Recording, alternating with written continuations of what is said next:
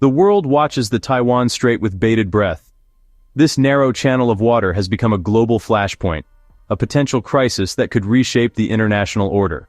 The stakes involve not just regional security, but the future of democratic self-governance and the global balance of power. Each week brings fresh reports of drills and aggressive rhetoric. China's People's Liberation Army engages in complex, multi-domain exercises with increasing frequency and scale. This constant drumbeat of military activity is paired with a clear signal from Beijing that its patience for what it calls reunification is wearing thin. Fighter jets scream past the median line, an unofficial but long-respected buffer that for decades helped keep the peace. Each crossing is a deliberate political signal, erasing old norms and creating a new, more dangerous status quo, where a miscalculation could have dire consequences. Further out, destroyers practice blockade maneuvers, full-scale rehearsals for cutting Taiwan off from the world, both economically and militarily. They are simulating the encirclement of an island Beijing claims as its own, a form of psychological warfare designed to show that resistance is futile. The show of force is meant to intimidate Taipei and Washington. For Taiwan's 24 million people, it aims to erode their will to resist. For Washington and its allies, it's a direct test of their regional commitments. The underlying message is clear. Beijing projects that reunification is a matter of when, not if, a narrative of inevitability tied to Xi Jinping's national rejuvenation project. The stakes are global: peace, stability, and prosperity. A conflict would trigger a worldwide economic catastrophe. The strait is a vital shipping lane, and Taiwan produces over 60% of the world's most advanced semiconductors, the chips powering our digital lives. A war would bring the global supply chain to a halt. From the outside, China's strength looks overwhelming. Decades of growth have funded a massive military modernization.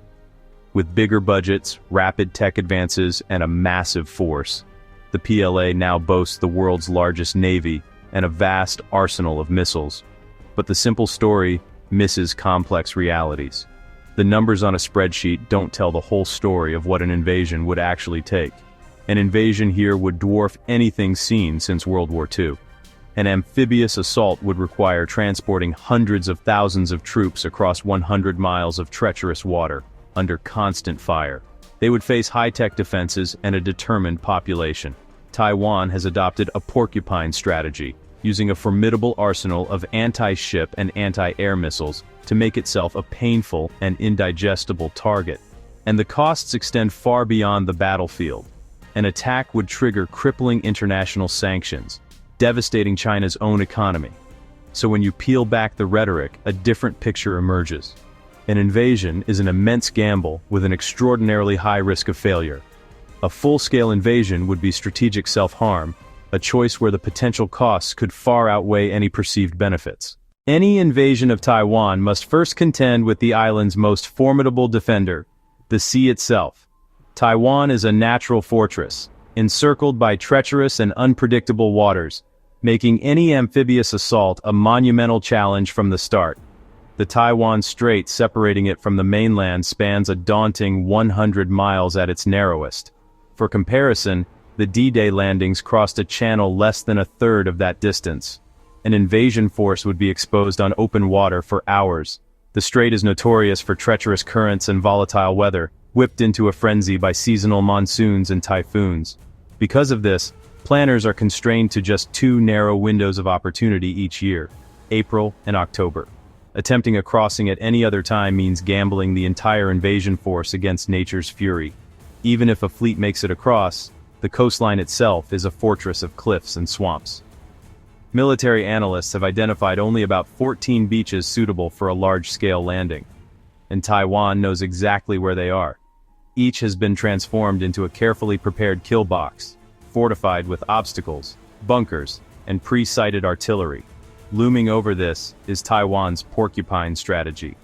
The island is bristling with mobile anti-ship missiles, creating a layered defense that can strike vessels from hundreds of kilometers out, forcing any fleet to run a gauntlet of relentless fire. Should an invader establish a beachhead, the terrain becomes the enemy. The narrow coastal plain quickly gives way to the central mountain range, a rugged spine that funnels advancing forces into predictable, narrow choke points. The few roads and bridges can be easily destroyed, halting tanks. The landscape is tailor-made for ambushes and hit-and-run tactics, allowing defenders to bleed a larger force dry. Finally, the cities. Taiwan's western plain is a dense urban corridor, a final line of defense.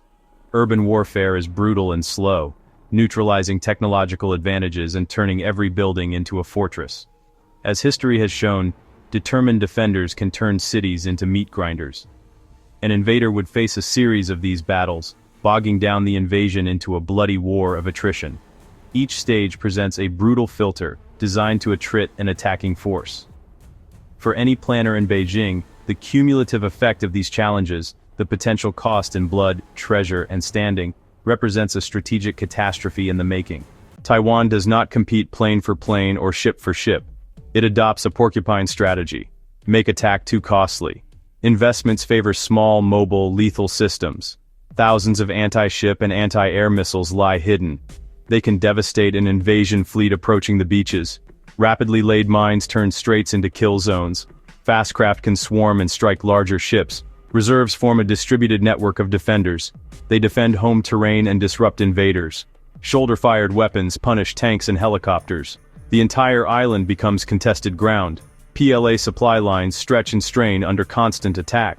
The Doctrine targets willpower as much as hardware. A long, bloody insurgency could follow any landing. Broadcast worldwide and back to the mainland. For rational leaders, a quagmire is a red line. The core obstacle is amphibious assault, war's most complex mission. It's a multi-phase nightmare, demanding the perfect synchronization of naval bombardment, air power, and ground forces just to gain a foothold on a hostile shore. Success requires absolute air and sea control to protect the vulnerable invasion fleet.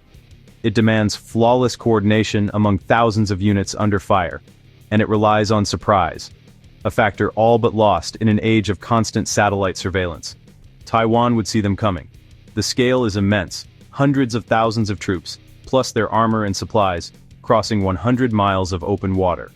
This would be an operation far grander than D-Day, aimed at a 21st century fortress. Taiwan has spent decades preparing a porcupine defense of missiles, mines, and fortified positions designed to inflict maximum casualties. Here, China faces a critical numbers problem.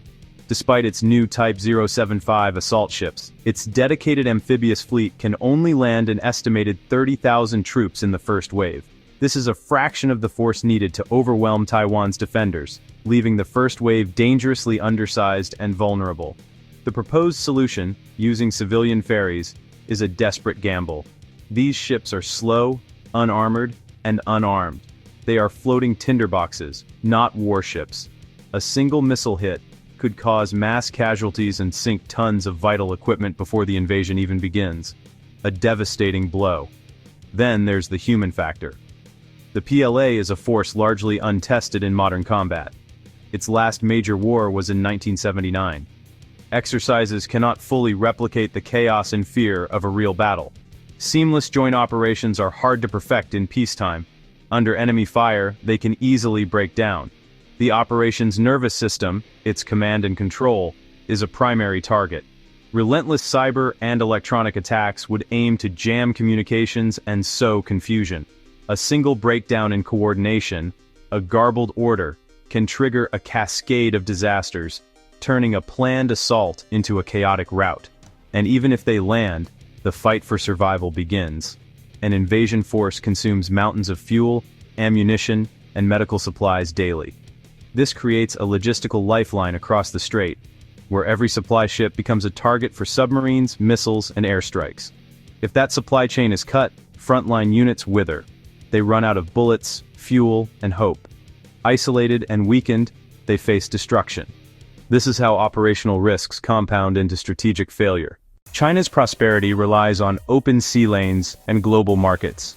A war would shut a vital artery of world trade overnight. Detours would snarl supply chains worldwide. China's ports and factories would stall for lack of inputs and buyers. Capital would flee, markets crash, the yuan sinks.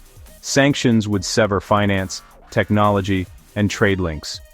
Oil and gas supplies, largely seaborne, are vulnerable to blockade. Taiwan's chip industry powers phones, cars, and defense systems. Losing access would cripple China's tech ambitions. Foundries could be destroyed or simply cut off. AI and 5G would stall for years, even decades. Factory shutdowns bring unemployment and social strain. Shortages and inflation hit households hard. Prosperity, the party's core promise, would shatter.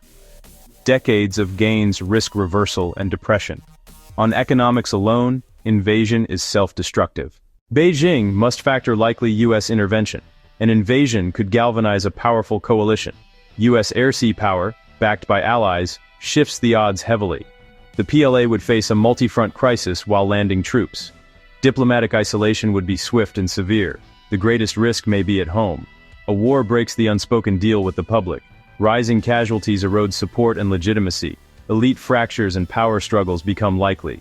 Censorship strains against viral anger and grief. Failure threatens the party's right to rule. Step back, and the conclusion is clear. Geography and doctrine stack the deck against invasion. Operational and economic risks are near insurmountable. Allied deterrence raises the cost beyond reason. For now, the dragon will roar, but not cross. The price of reunification by force is simply too high. Thanks for watching.